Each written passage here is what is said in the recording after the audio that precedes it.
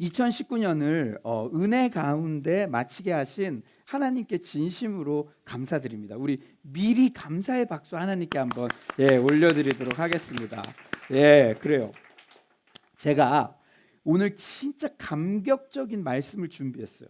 송구 영신 예배를 준비하면서 어떤 말씀을 주님께서 허락하실까 기대했는데 마음속에 저한테 기도 이렇게 계속 하는데 마음속에 하나님의 이런 마음이 느껴지는 것 같았어요. 가장 큰 위로와 축복의 말씀을 내가 사랑하는 서울로 성도님들에게 전할 수 없겠니? 이런 마음을 제가 일주일 계속 묵상하면서 제가 그 기쁜 마음으로 여러분에게 전합니다. 그러면서 시편 1편 말씀, 너무나 잘 아는 말씀인데 이 말씀을 계속 묵상했는데 계속 묵상하다 보니까 이 말씀이 하나님께서 우리 서울로 공동체에 주시는 새해 덕담으로 들리더라고요. 새해 덕담. 그러니까 하나님이 우연아 너 내 앞에 앉아봐. 그러면서 축복을 선포해 주시고 너 내년에는 이것만은 피해. 근데 내년에 너가 이것만은 지켜봐. 그렇게 되면 너는 이렇게 될 거야. 이렇게 저에게 개인적으로 과외하시듯이 덕담하시듯이 그게 제가 말씀 준비하는데 느껴지더라고요. 오늘 이 시간 여러분이 부모님이 되어서 사랑하는 자녀들에게 새해 덕담을 한다고 한번 생각해 보세요. 우리 김 집사님 우리 사랑하는 성경에게 이제 내일 1월 1일이 됐는데 덕담을 해준다고 생각해 보세요. 그런 생각을 가지고 오늘 이 말씀 들으셨으면 좋겠습니다. 우선 우리가 축복의 말을 해주겠죠. 축복의 말.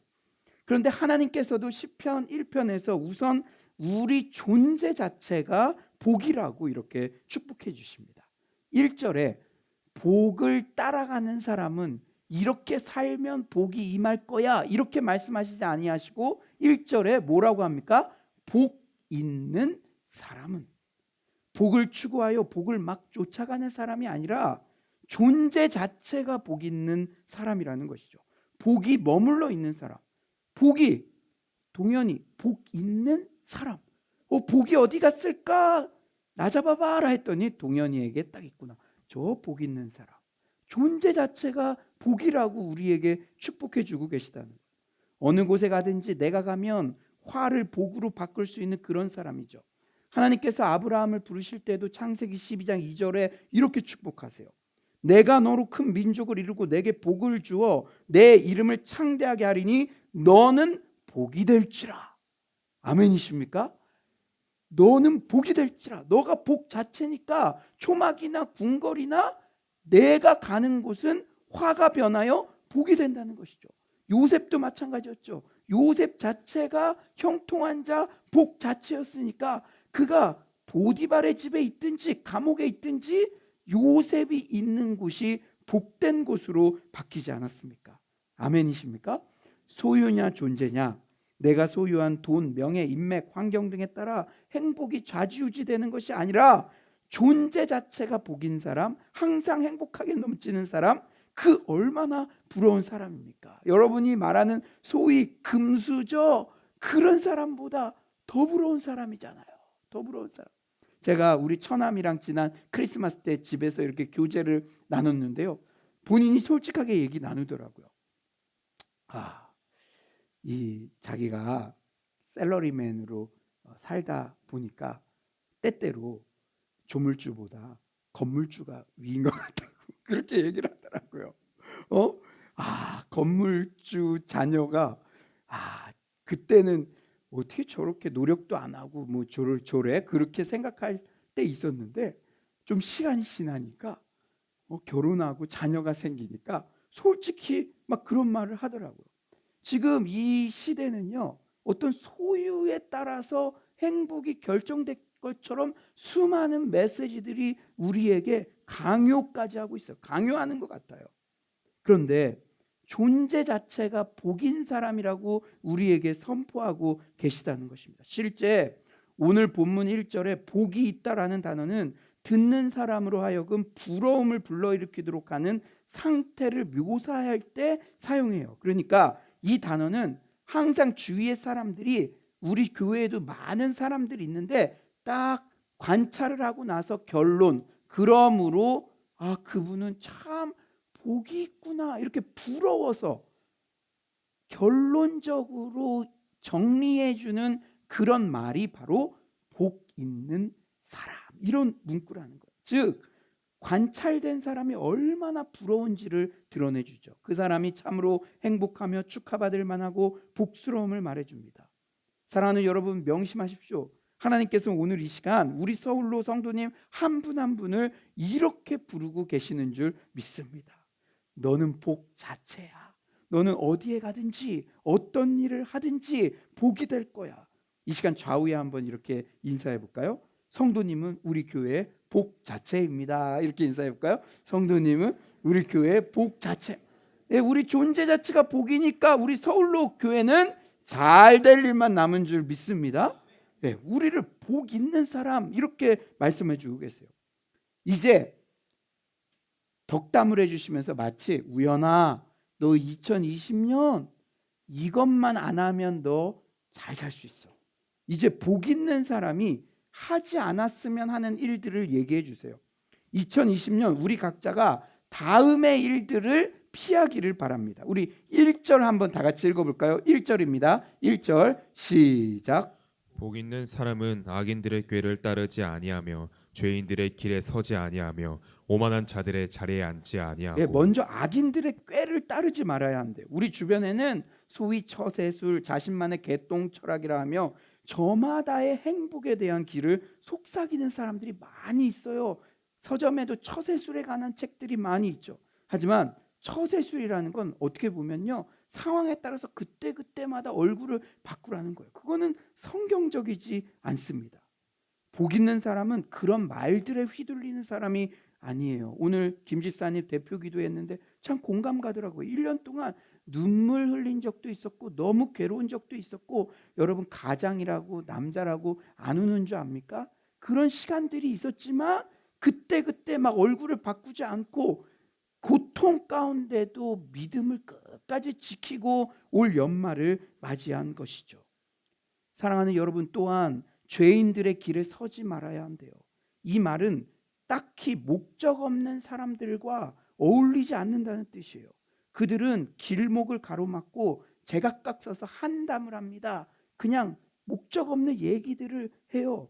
계획을 세우고 프로젝트도 꾸리고 대화도 유창하게 해요. 하지만 가만히 들어보면요, 그냥 허황된 이야기인 경우가 많아요. 자신의 삶이 규모가 없을수록 말이 셉니다. 이런 사람들의 길에 서지 말래요. 마지막으로 오만한 자들의 자리에 앉지 말래요. 자기가 앉을 자리, 앉지 말아야 할 자리를 2020년 잘 구별해야 한다는 것이죠. 여러분, 이 송구 영신 예배가 드려지는 12월의 마지막 날, 저 술집에 내가 번 1년 동안의 돈이 내 전부인 것처럼, 요새는 힙합하는 젊은 친구들이 막 내 돈 막 쓰는데 어때? 그러면서 지금도 강남역이나 뭐 어디에 막 다 이러고 있을 거예요. 그런 자리 앉지 말라는 것이죠. 자리란 심의하고 판단하고 결정을 내리는 곳이죠. 그러나 오만한 자들은 그러한 자리를 차지하려고 안 하는 사람들, 그런 사람들을 얕봐요. 야, 쟤네들은 뭘 몰라. 정치 뭐 좀 높은데 막 이렇게 설려 그러고, 그런 자리들을 탐하지 않는 사람들을 세상 물정 모른다고 얕봅니다. 그들은 잘난 체 하는 사람들과 같이 앉기를 좋아하죠. 그들은 아무런 권위도 인정하지 않고 오직 자신들의 똑똑함만 믿습니다. 아무도 그들 위에 앉지 못하고 누구의 충고도 듣지 않아요. 스펄전 목사님은 그들을 멸망의 박사들이라고 그렇게 불렀습니다. 그런데 여기서 중요한 것은요, 죄악의 길은 점층적으로 강화된다는 거예요. 꾀를 따르지 않다가 서지 않다가 눌러 앉아버리지 않는다. 죄악은 처음에는 생각으로 시작했다가 눌러 앉아버리는 거예요. 죄악은 이렇게 점층적인 거예요. 처음에는 생각을 따르다가 점차 길에 서게 되고 나중에는 눌러 앉아버리죠. 행실이 나쁜 사람에서 습관적으로 잘못을 하는 사람으로, 그리고 자기 방식이 굳어져 다른 모든 사람을 경멸하는 사람으로 나아간다는 거예요. 바늘 도둑이 소도둑 된다, 그런 속담 있듯이요. 2020년 그 모든 것은 악인의 꾀를 쫓지 않는 것, 생각의 영역, 마음의 영역, 무엇보다 자기 소견에 오른 대로 하려는 생각의 틈을 절대 내어주지 마시기를 간절히 축원합니다. 마음 관리, 생각 관리부터 승리하는 여러분 모두가 되실 줄 믿습니다. 이제 딱 앉혀놓고 또 덕담을 해주시는데, 다음으로는 복 있는 사람이 이제 2020년 이것만 안 하면 돼, 대신 이것만 하면 된단다. 여러분, 비트박스는 두 가지만 잘하면 되죠. 북치기, 박치기. 근데 하나님도 요약을 잘 하세요. 2020년 이것만 안 하고 이것만 잘하면 돼. 지금 여러분 이 밤에 막 지금 눈꺼풀이 막 너무 무거우신 분들 지금 잘 시간이잖아요. 그러니까 막 100가지 얘기해 주면은 다 까먹을까 봐 북치기, 박치기처럼 이것만 안 하고 이것만 하면 돼. 이제 복 있는 사람이 적극적으로 해야 할 일이죠. 우리 2절 말씀 한번 다 같이 한번 읽어볼까요? 2절 말씀입니다. 시작. 오직 여호와의 율법을 즐거워하여 그의 율법을 주야로 묵상하는도다. 우리가 2020년 적극적으로 따라야 할 것은 오직 여호와의 율법을 즐거워하는 것, 그리고 율법을 주야로 묵상하는 것입니다. 복 있는 사람, 즉 의인과 악인의 가장 큰 차이점은 삶의 토대, 그 기준이 어디에 있느냐는 거예요. 그냥 성격이 좀 독하고 악하고 그런 게 아니라 저 사람이 살아가게 하는 원동력, 그 기준이 어디 있느냐에 따라서 의인과 악인이 나뉜다는 것인데요. 악인들은 자신들의 거룩하지 못한 꾀, 자기 생각, 잔머리로 살아가지만 의인들은 철저히 하나님의 말씀 중심으로 살아가는 사람들이라는 것이죠. 특히 여러분, 묵상이라는 단어에 주목합시다. 묵상이라는 단어의 원어적 의미는 천천히 먹는 것과 연관이 있어요. 말 그대로 천천히 씹거나 막대 사탕을 빠는 거예요. 여러분 어렸을 때 사탕, 엄청 큰 사탕 계속 빨면서 또 다른 맛, 또 다른 맛, 또 다른 맛 계속 느끼잖아요. 이 말씀에 대한 묵상이 그냥 오늘 딱 피고 이 중에 딱 오는 거 하나 딱 해서 무슨 부적처럼 생각하고 이게 아니라 빨고 빨고 음미하고 음미하고 그렇게 말씀과 밀애, 사랑에 빠져야 된다는 거예요. 유진 피터슨 목사님은 자신의 애완견이 뼈를 먹는 장면에서 묵상이라는 단어의 의미가 확 다가왔대요. 바로 그게 묵상이라는 거예요. 그의 말을 한번 들어보시죠. 개는 뼈를 물고 뒤집고 뜯습니다. 여러분들의 집에도 개 키우면 개껌 같은 것도 막 물고 뒤집고 뜯죠. 때로 나지막하게 으르렁대거나 그르렁거리는 소리가 들리기도 합니다. 아주 즐기면서 전혀 서두르지 않죠. 그렇게 한두 시간 정도 여유롭게 뼈를 즐기고는 땅에 묻습니다. 갖다 버리지 않아요. 왜? 오후에 또 빨려고. 그리고 또 다음 날 돌아가서 다시 시작하죠. 그런 것들을 유진 피터슨 목사님이 자신의 애완견을 보니까 뼈 하나 가지고 그렇게 평균 일주일을 가더래요. 여러분, 여러분들은 작년 한 해 동안 어떤 말씀이 꽂혀서 일주일 내내 그 말씀이 너무 감격스러워서 다시 빼놔서 핥고 뒤집어 보기도 하고 이렇게 보기도 하고 저렇게 보기도 하고 일주일이나 간 그런 말씀이 있느냐는 것이죠. 그런 의미에서 저는 참 행복하다고 생각했어요. 왜냐하면 주일 설교를 해야 되니까 시스템적으로 저는 일주일 동안 해산하는 것처럼 품고 있다가 금요일 오전이나 그때쯤 이제 막 하고 토요일 날 다시 이렇게 하죠. 여러분 2020년에는 금요일 오전 골든 타임입니다. 그 시간 놓치면은 제가 부도날 수 있어요. 그 시간에는 특별히 우리 목사님 지금 해산하고 있는데 주님 은혜 주시옵소서 이렇게 중보해 줬으면 좋겠어요. 사랑하는 여러분, 우리는 묵상이라는 단어를 그저 방에서 촛불을 켜고 조용히 말씀을 읽는 정도로 생각할 때가 많으나 묵상은요, 잘 들으십시오. 이와 혀, 배와 창자를 사용해 씹고 삼키는 행위입니다. 그런데 이렇게 묵상하는 자가 복이 있대요. 묵상하는 자가. 2020년 우리 서울로 공동체 안에 무엇보다도 큐티가 생활화되며, 여러분 제가 사랑방마다 참 감격했어요. 어떤 사랑방은 우리가 새벽 기도도 그 큐티 본문을 매일 올려드리잖아요. 그러니까 사랑방이 큐티로 하나 되는 사랑방은 성장하더라고요. 우리 청년들도 조별로 큐티합니다. 사랑하는 여러분, 2020년 여러분들이 북치기 박치기 기억하는 것처럼 이거 하나 기억하고 적용해 보십시오.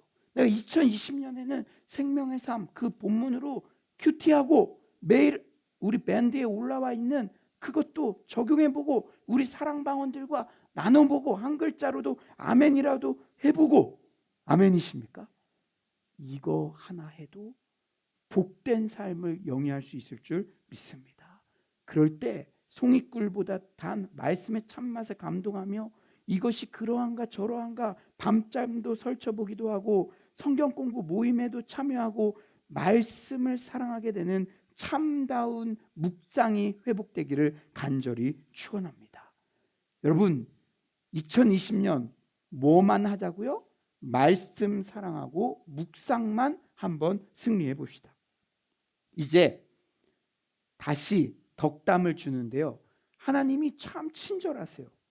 우리가 이해하기 쉽게 복 있는 사람에 대해서 이미지를 하나 딱 그려주시는 거예요. 우리 예고 아이들이나 우리 키마 아이들한테 설명할 때 좋은 선생님은 그냥 주구장창 설명하는 게 아니라 시각적으로 딱 들어올 수 있게 이미지를 들어주시는데, 이것이 바로 산문에서는 느낄 수 없는 시의 묘미죠. 시의 묘미. 우리 3절 한번 다 같이 한번 읽어볼까요? 3절입니다. 시작. 그는 시냇가에 심은 나무가 철을 따라 열매를 맺으며 그 잎사귀가 마르지 아니함 같으니 그가 하는 모든 일이 다 형통하리로다. 예, 무슨 이미지를 딱 보여주시죠? 네가 말씀 묵상, 말씀 사랑 열심히 하면은 이런 것처럼 될 거야. 이미지를 딱 그려주셨어요. 그게 뭐라고요? 영어로 tree? 뭐죠? 이 발음이 너무 좀 컨트리하나요? 예, 뭐죠? 예, 지금 나 보이죠? 한국말 들리죠? 예, 뭐래요? 예, 나무. 어디에 심은 나무? 시냇가에. 엄밀히 따지면 시냇가에 심겨진 나무예요. 우연히 그냥 자란 나무가 아니라 시냇물이라는 것은 말씀의 그 생명력을 말하는 것이죠. 그 근처에 심겨진 나무라는 거예요. 우리 3절 한번 다 같이 한번 읽어볼까요? 3절입니다. 3절 시작. 그는 시냇가에 심은 나무가 철을 따라 열매를 맺으며 그 잎사귀가 마르지 아니함 같으니 그가 하는 모든 일이 다 형통하리로다. 네, 시냇가에 심은 나무, 우연히 자라난 나무가 아니라 심겨진 나무. 시냇가는 흐르는 물이 계속 공급되는 관계수로, 즉 바벨론 운하를 말해요. 철을 따라 열매를 맺는다고 하죠. 사랑하는 여러분, 진짜 복된 사람은 어떤 사람입니까? 한때 잘 되는 사람은 이 세상에 많아요. 초반에 빛을 내는 라이징 스타는 많습니다. 그러나 그것이 끝까지 향상성을 유지하는 사람은 그렇게 많지 않아요. 그런데 철을 따라 꾸준히 성과를 거두는 사람이 될 것이라고 우리를 축복해 주고 계세요. 잎사귀가 마르지 아니함 같으니 생명력이 지속되는 것이죠. 나무가 뿌리로 물과 양분을 쉴 새 없이 흡수하는 것처럼 의로운 자들은 여호와의 말씀을 매일 묵상함으로써 하나님 안에서 자신의 영혼을 새롭게 하고 채움을 받게 된다는 것입니다. 그가 하는 어떤 일이 아니라, 그가 5년 전에 했던 일이 아니라 그가 하는 모든 일이 다 형통하리로다. 이런 말씀엔 아멘 하셔야 될 줄 믿습니다. 아멘 하는 사람에게 더 큰 복이 임할 줄 믿습니다. 그래요. 모든 일이라는 표현이 저에게 특히 은혜가 되었어요. 그의 존재 자체가 복이기 때문에, 그리고 하나님의 말씀에 철저히 근거한 선택과 순종을 하기 때문에 어떤 특정한 일만이 아니라 모든 일이 다 형통하게 된다는 것이죠. 이미 여호수아 1장 8절에 약속하신 내용이죠. 이 율법책을 내 입에서 떠나지 말게 하며 주야로 그것을 묵상하여 그 안에 기록된 대로 다 지켜 행하라. 그리하면 내 길이 평탄하게 될 것이며 내가 형통하리라. 시편과 여호수아는 시대도 다르고 저자도 다르지만 성경에는 동일한 것을 말씀하고 있어요. 이 율법책을 주야로 묵상하며 빨아먹고 이리 먹고 저리 보고 일주일 만에 꺼내 먹고 그렇게 하나님의 말씀과 미래에 빠지면 형통하리라. 모든 일이 형통하리라. 이것은 신실하신 하나님의 약속인 줄 믿습니다. 여러분, 우리가 적어도 토정비결 보는 사람보다는 믿음이 좋아야지요. 오늘도 이 밤에 어떤 점쟁이한테 너가 동쪽으로 가면은 모든 일이 형통할 거다. 그러면 믿고 싶어지잖아요. 괜히 동쪽으로 가고 싶어지잖아요. 그러나 한 번도 약속을 변개치 아니하시고 여러분 형통하고 싶잖아요. 작년에도 많은 갈망이 있잖아요. 우리가 하나님의 약속에 주목해야 될 줄 믿습니다. 이 율법책을 내 입에서 떠나지 말게 해라. 주야로 그것을 묵상하라. 오늘 시편 1편 말씀에도 너가 말씀과 사랑에 빠지면 모든 일이 형통하게 된다. 너는 시냇가에 심은 나무 같은 생명력을 사시사철 어떤 일을 하든지 다 보여줄 것이다. 이렇게 약속하고 계신 줄 믿습니다. 이제 4절에서는 또 그래도 못 알아들을까 봐 이제는 아이들한테 뭘 설명할 때 너는 이건데 이거와는 같지 않아. 대조법으로도 알려주시는 거예요. 시냇가에 심은 나무와는 대조적인 이미지가 등장합니다. 우리 4절 한번 다 같이 읽어볼까요? 4절입니다. 시작. 악인들은 그렇지 아니하며 오직 바람에 나는 겨와 같도다. 열매가 주렁주렁 맺히는 나무와는 달리 그들은 마치 마르고 성가시비기만 한 겨와 같아요. 물가에 심기우기는커녕 여러분 물가에 딱 심겨진 아름드리 나무는 튼튼하죠. 그런데 이것은 악인들은 심기우기는커녕 바람에 그냥 휩쓸려 간다는 거예요. 여러분 이것은 그 배경을 가지고 있는데요. 타작마당은 보통 언덕 위 딱딱하고 평평한 곳 바람이 잘 닿는 곳에 펼쳐지죠. 밀을 커다란 키 혹은 삽으로 퍼서 허공으로 던집니다. 그러면 알곡은 아래로 떨어져서 수북이 쌓이고 가벼운 겨는 사방에서 부는 바람에 날리고 말아요. 악인들은 그렇지 아니하며 여러분 뭐가 그렇지 않다는 거예요? 오늘 본문을 보니까 악인들은 모든 일이 형통하지 않는다는 거예요. 어떤 일에서 처음에는 두각을 나타낼 수 있지만 모든 일이 존재 자체가 복이기 때문에 어떤 일을 손대든 다 형통하는 그런 복은 악인들에게는 없다는 거예요. 또 철을 따라 열매 맺지 않는다는 거예요. 이른 봄철에는 살짝 우리 집이 잘 되는 것 같았어도 계속 여름, 가을, 겨울 그건 없다는 거예요. 한마디로 악인들은 의인들에 비해서 기복이 심하다. 잘 되는 것 같다가도 망한다. 우리 영적 의미를 보면 신년에는 부흥에 참석했을 때는 며칠은 잘하는 것 같았는데 그 은혜, 그 영적인 뜨거움이 유지가 안 되는 거예요. 사랑하는 여러분, 악인의 인생은 한마디로 쭉정이와 같다는 짤막한 비유로 요약됩니다. 참을 수 없는 존재의 가벼움, 참을 수 없는 신앙의 가벼움, 시냇가에 심은 나무와 바람에 나는 겨의 가장 큰 차이가 무엇입니까? 안정감, stability, 안정감. 나무는 튼실하게 심겨 있지만 겨는 불안정해요. 업앤다운이 심해요. 무슨 자녀로부터 어떤 말 하나 들었다고 그날 아무리 말씀으로 은혜를 받아도 그 말 하나 때문에 밤잠을 설치고 업앤다운이 심해요. 사랑하는 여러분, 신앙에 있어서 제일 중요한 건 안정성입니다. 저 사람을 딱 보면 안정감이 느껴져야죠. 대화를 할 때도 이 사람이 전혀 눈치채지도 못했는데 본인만 그 말에 그랬다고 막 일주일 동안 한 달 동안 혼자 그러면 안 되는 거잖아요. 그러면 얼마나 상대하기가 어렵습니까? 여러분, 악인과 의인, 복 있는 사람과 복 없는 사람의 차이를 안정감으로 이야기하고 있다는 사실을 우리가 주목해야 됩니다. 사랑하는 여러분, 제 말이 아니라 실제 성경에서 악인의 원어적 의미는요, 가만 있지 못함이에요. 가만 있지 못함. 불안해. 이사야 57장 20에서 21절이죠. 잘 들어보세요. 악인에 대해서 어떻게 비유를 하느냐? 악인에 대해서 성격이 독하다, 그런 말 안 합니다.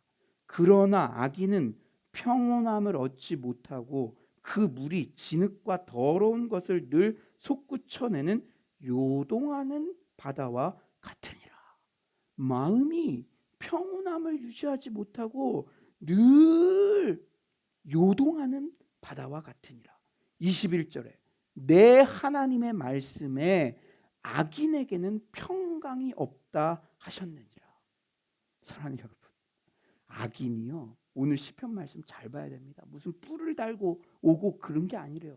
여러분, 2020년 여러분들이 의인의 길에 서서 존재 자체가 복이고 항상 사시사철 열매를 맺는 그런 인생이 될 텐데, 지금도 점검해 볼 수 있어요. 내 마음에 누군가의 말 때문에, 환경 때문에 그것이 업앤다운이 막 이래가지고 이런지, 아니면 이제는 그거는 통과해서 오히려 연약한 사람들을 보듬고 누가 어떤 말을 하든지 안정감 있게 예배생활, 기도, 말씀생활 그것을 유지하는지.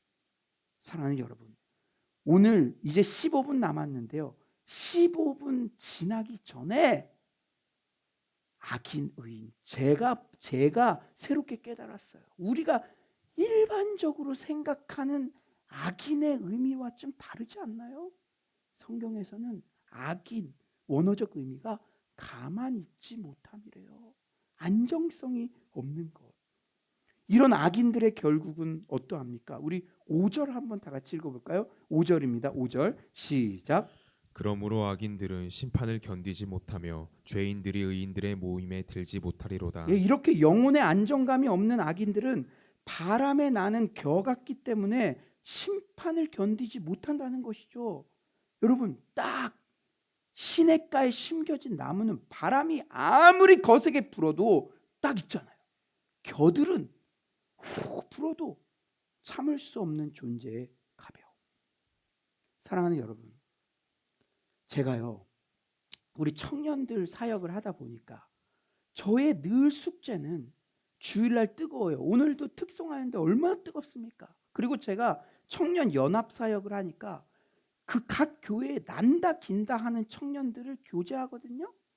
그런데 진짜 기도할 때는 막 이 세상도 다 움직일 것 같아요. 그런데 대화를 나누고 조금만 물어보면 바닥이에요.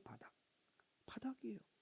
교회에서 상처란 상처는 얼마나 많이 받았는지, 그리고요, 조그만 유혹에 있어도요, 막 무슨 이만기처럼 막 세상을 다 가질 것처럼 쫙 하는데, 그 다음 날에는 조금만 유혹해도 그냥 넘어지니까, 뭐 앞에서 뭘 할 때도요, 대부분의 기도가 주님, 저 어제도 쓰러졌어요.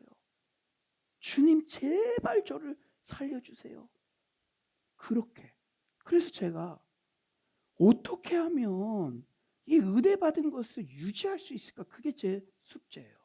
그래서 제가, 그런데 참 크리스천리티 투데이라는 잡지에서 2019년에 나온 책 중에, 한국에 나온 책 중에 1위를 뽑았는데, 제가 설교에도 언급한 베네딕트 옵션이라는 그 책이었어요.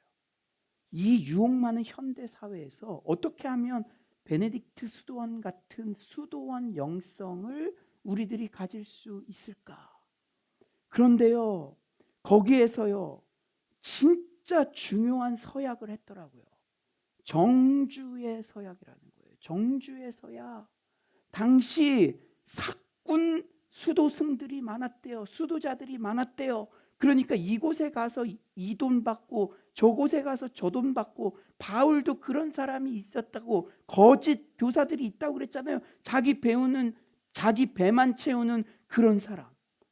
그런데요, 그 사람들보다 더 심각한 문제로 적은 것이 한 곳에 오래 머물지 못하고 이수도원 저수도원 전전하는 사람. 그래서 베네딕트 수칙을 보면 거기에다가 정주의 서약을 했습니다. 내가 천재지변이나 특별한 그런 진짜 몸이 너무 아프거나 그런 일 외에는 죽을 때까지 이 공동체에서 정주의 은혜를 사모하며 그런 안정감 가운데 신앙생활 하겠습니다. 사랑하는 여러분, 영혼의 안정감이 없는 악인들은 바람에 나는 겨 같기 때문에 심판을 견디지 못합니다. 성실성, 정주의 은혜가 있어야만 견딜 수 있는 줄 믿습니다. 아멘이십니까? 하나님이 바라시는 게요, 이런 성경을 보면 진짜 우리는 막 뭐 대단한 걸 하는 거 그런 거 같지만, 야 우연아, 너 정주의 은혜가 있어야 된다. 그 자리에서 버텨내는 은혜, 성실한 은혜, 안정감이 있는 영혼의 안정, 그것을 우리 공동체에 말씀하시는 줄 믿습니다. 하지만 바람에 나는 겨와 같이 상황에 따라 이리 기웃 저리 기웃하는 자에게는 인내가 없죠. 인내가 없어요. 결국 악인은 의인들의 모임인 천국에 들어가지 못합니다. 우리가 잘 생각해야 합니다. 많은 크리스천들이 악의 유혹에 타협하는 이유 중 하나가 어울리지 않으면 소외되기 때문이잖아요. 우리 청년들도요. 하지만 우리는 최종 영혼의 종착지를 보는 자들입니다. 이 세상에서 잠시 소외되는 게 낫지, 의인의 모임인 천국에서 소외되면 얼마나 안타깝겠습니까? 제가 여러분 인터넷에 장애인이면서도 정말 매 순간 성실히 살아낸 한 청년의 스토리가 있어서 여러분들에게 전합니다. 취업이 전쟁 같은 현실에서 특히 장애인들에게 취업의 벽을 뚫기란 쉽지 않은 일이다. 뇌병변 2급 장애인 도은정 씨는 바늘귀처럼 어려운 취업의 관문을 20여 종의 자격증으로 그 길을 열었다. 태어난 지 16개월쯤 되었을 때 갑작스러운 고열로 손발이 마비되기 시작하더니 급기야 뇌성마비로 판정났다. 부모님은 아들의 치료를 위해 좋다는 병원은 모두 다녀보았지만 고칠 수 없었다. 자라면서 걸음걸이는 더 불편해졌고 말투도 더듬거리는 정도가 심해졌지만 그를 특수학교에 보내지 않았다. 초중고교를 모두 일반 학교에 보내 자립심을 가지도록 했고 혹독하게 보행 연습을 시켜 힘들어하는 아들을 냉정하게 키웠다. 그런 부모님께 오히려 감사하게 생각해요. 당시에는 특수학교도 몰랐거니와 휠체어를 타지는 않았으니까 당연히 일반 학교에 다녀야 되는 줄 알았어요. 학교에서도 왕따를 당하진 않았고요. 교우 관계에 특별히 어려움이 없었던 것은 천성적으로 밝고 명랑한 그의 성격이 한몫했다. 컴퓨터에 특히 관심이 많았던 그는 기기를 분해 조립하는 일은 물론 소프트웨어도 자유자재로 다루었다. 친구들이 그의 실력을 알아보고 컴퓨터 수리를 맡기게 되었고 이런 사실이 알려지자 자연스럽게 주변에서 수리를 부탁하게 되었다. 동네에 조금씩 알려지면서 수리를 부탁해서 무료로 고쳐주기 시작했는데 그게 저의 진로를 결정하게 만들었어요. 그렇게 시작한 컴퓨터 수리 봉사가 벌써 17년이 되어가고 있다. 대학 진학도 문경대학교 컴퓨터공학과로 했고 미래를 위해서는 자격증을 따두어야겠다는 생각에 미술치료, 상담심리사, 건강가정사, 음악치료사 등 20여 가지 자격증에 도전했던 것이다. 시험에 전념하는 동안 자신도 모르게 공부에 흥미를 느끼게 되어 관동대학교로 편입해 학부를 마치고 이후 서울 명지대 대학원에서 사회복지 관련 공부를 했다. 학창시절에 공부만 했던 건 아니에요. 틈틈이 사진도 배우고 음악 편집도 배우고 나름대로 그 시간을 즐기려고 노력했어요. 틈틈이 배웠다는 그의 사진 실력은 프로급이다. 집 근처 어린이집과 요양원, 사회복지관 행사 때마다 봉사를 나갔고 수원 탁 트인 상담센터의 졸업 앨범이나 동영상 작업도 10여 년 동안 자원봉사로 참여했다. 자신이 배운 것을 이웃에게 나눠야 한다는 봉사 철학을 가진 아름다운 청년 도은정 씨. 작년부터는 서울 영등포구 서울사회복지대학원 대학교 전산과로 자리를 옮겨 일하고 있다. 어릴 때부터 컴퓨터 고쳐달라던 사람들이 지금도 저를 찾으세요. 휴일에도 나가고 하니까 미안해서 5천 원도 주시고 만 원도 주시는데 저는 그걸 받아서 더 어려운 사람들에게 부품도 사다 주고 하니까 그냥 받아요. 그렇게 맺어진 인연이 200명이 넘는다. 봉사가 곧 직업으로 이어진 셈이다. 또 자신의 재능을 남들을 위해 쓰는 일이 즐겁다고 한다.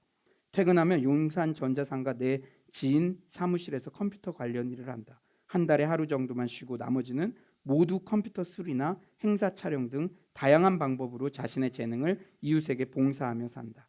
그의 소망은 7년 전이나 지금도 사회복지관을 짓는 것이다. 장애가 있든 없든 어린이들은 모두 예쁘고 귀한 존재들입니다.